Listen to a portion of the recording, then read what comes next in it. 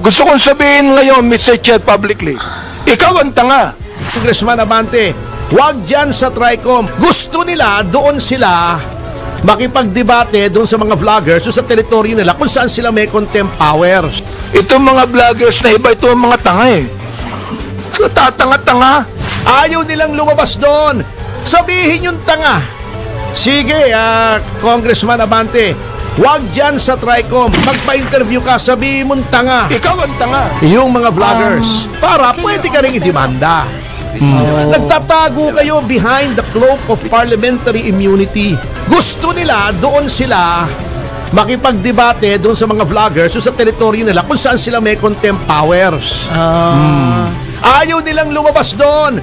Oh, di ba ako dinedare ko si Dan Fernandez and that challenge still stands, Dan. Oh, puntahan kita sa Laguna sa isang rally mo. Tandaan mo ito, sana may magsabi kay Dan, pupuntahan ko siya sa isang rally niya, haharap ako roon. Sige, doon mo sabihin sa rally mo. Oh, sige. O, pupuntahan kita, promise yan. Yung si Paduano, sasabihin niya, pagkatapos daw ng hearing ng TRICOM, kapag meron doon sa mga nag-imbita na bumati ko sa TRICOM, ay isa-cite in contempt. Don't force us to cite you in contempt because under our rules, just to remind you, we will not allow discussions or attacking, insulting this committee hearing after the suspension of this hearing because you will be in violation of Section 11, letter F of our internal rules. We will be forced to cite in contempt for in violation of letter F undue interference in this hearing po. Basahin niyo po muna yung House Rules. Puro pananakot ang ginagawa nitong gobyernong ito eh. Masakit yun. Eto pa, natatawa ko, no? Huwag naman pala yung mga vloggers na yan, nung nakaharap sa Kongreso, sa House. Ang mga duwag po, iyang mga congressmen na nandyan sa TRICOM. Puro pananakot ang ginagawa nitong gobyernong ito eh. Masakit yun. Yung Nagdadamay TRICOM, tayo. eto, nakakatawa. Yung si Paduano, mambabatas, ipag-aralan naman boss ang batas kasi para hindi kahiya-hiya.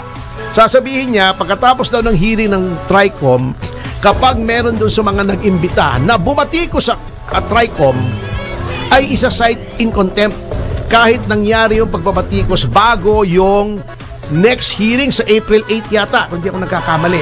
Ako yung tama. Alam nyo, Ginoong Paduano, hindi nyo pwedeng i-cite in contempt ang isang tao for anything done outside the halls of Congress, outside of the House of Representatives. Hindi po korte ang kahit anong komite ng House. Tandaan nyo po yan, magtanong po muna kayo para hindi kahiya-hiya ang inyong mga pinagsasabi. Ang korte po mayroong powers of direct contempt and indirect contempt. Okay? Kasi kapag may paglilitis, merong tinatawag na sub judice. Kapag may ongoing na trial at may nagsasalita na makaaring makaapekto o ma-prejudice yung isang kaso, you can cite that person in indirect contempt because it interferes with the judicial process. Yang committee po niya ay hindi yan judicial process, that is a legislative process. You can only cite a person in contempt while he is there sa loob ng House or mayroong sabina at hindi siya sumunod, you can cite him or her in contempt. Basahin niyo po muna yung House Rules. For any other act outside of those narrowly defined in the rules of the House pertaining to legislative hearings, hindi po kayo pwedeng mag-cite in contempt. Baka nalilito po kayo kasi si Richard Gordon noong formally hearing, yung kinikriticize ko ang Blue Ribbon, sabi ko kangaroo court. Sabi ba naman itong si Gordon, abogado pa naman, do not criticize us, I'll have you cited in contempt. Sabi ko sa kanya, go ahead, sige, anong power mo muna? You cite to me the basis for you citing me in contempt for criticizing the Blue Ribbon Committee. Sige, i-cite mo ako in contempt. Sinabi ko yan outside of the Blue Ribbon Committee, not during the hearing of the Blue Ribbon Committee. How can you cite me in contempt? Sige kako, bago inaraw-araw ko siya. Sabi ko, Gordon, nasaan na yung contempt ko?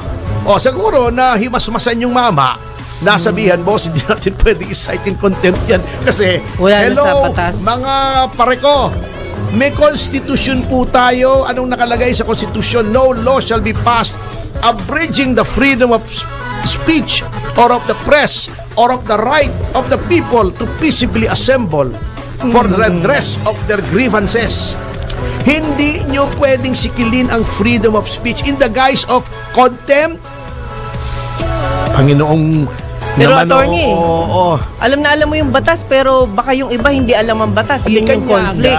Yun ang nagiging conflict. Doon, mag-cite ka in contempt, kayong Panginoon doon paglabas na doon, hindi nyo na pwedeng pigilin yung freedom of expression ng mga vloggers. Eto pa, natatawa ko, sasabihin ng mga iba, duwag naman pala yung mga vloggers na yan nung nakaharap sa Kongreso, sa House, sa Kamara. Bahaga mga buntot. Ang mga duwag po, iyang mga congressmen na nandyan sa TRICOM. Bakit? Gusto nila, doon sila makipagdebate doon sa mga vloggers o sa teritoryo nila kung saan sila may contempt powers. Ayaw nilang lumabas doon. Sabihin yung tanga. Sige, Congressman Abante, wag dyan sa TRICOM, magpa-interview ka, sabihin mong tanga yung mga vloggers para pwede ka rin idemanda. Nagtatago kayo behind the cloak of parliamentary immunity. Di ba? Ako dinedare ko si Dan Fernandez and that challenge still stands, Dan. Anyway, maglo-local campaign na, Opo. Puntahan kita sa Laguna sa isang rally mo. Tandaan mo ito, sana may magsabi kay Dan. Pupuntahan ko siya sa isang rally niya, haharap ako roon. Hindi ako magsasalita. Ayoko ng gulo hindi naman kita babasusin sa sarili mong rally. Pero magpapakita ako sa iyo roon at doon mo sabihin sa akin lahat ng sinasabi mo habang ikaw ay nakatago dyan sa rostrum ng Quadcom. Sige, doon mo sabihin sa rally mo. Sige.